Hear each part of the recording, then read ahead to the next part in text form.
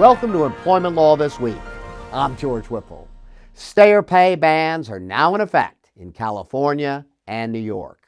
These laws largely ban employers from requiring workers to reimburse training and other similar costs if they leave before a specified period, effectively forcing the individual to remain in their job. These two bellwether states have taken different approaches to regulating the practice.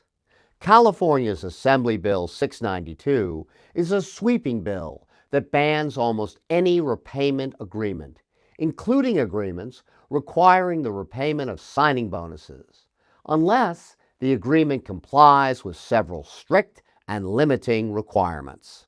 New York's Trapped at Work Act is more permissive, with exceptions for clawbacks of non-training related wage advances like signing bonuses and relocation assistance, as well as payments made pursuant to collective bargaining agreements. New York employers should keep watching, though.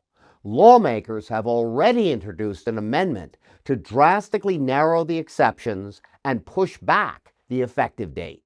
EBG will discuss the New York law next week in a webinar on the outlook for employers in New York City under Mayor Mamdani and other recent developments in New York. For more information, check out the webinar link in the show description.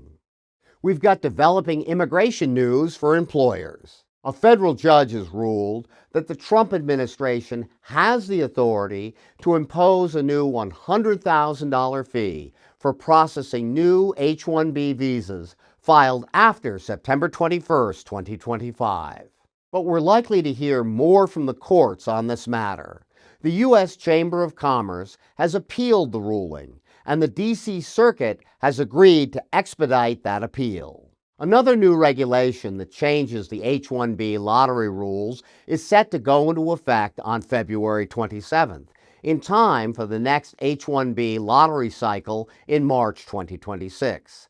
The new H-1B lottery rules will implement a wage-weighted selection system, giving higher-paid workers more chances at the lottery.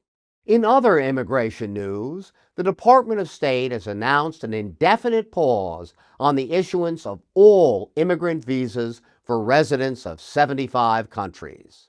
Immigrant visas, which are issued by the U.S. Consulate, allow foreign nationals to enter the U.S. as permanent residents, otherwise known as green card holders. This could impact employers dealing with green cards, talent recruitment, and family migration. EEOC clears a path for faster policy changes.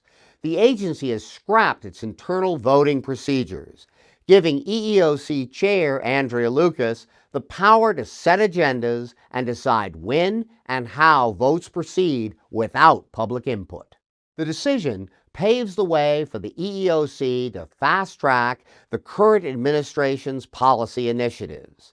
This will likely mean the agency revisits prior guidance, which could potentially result in even faster regulatory shifts this year than last.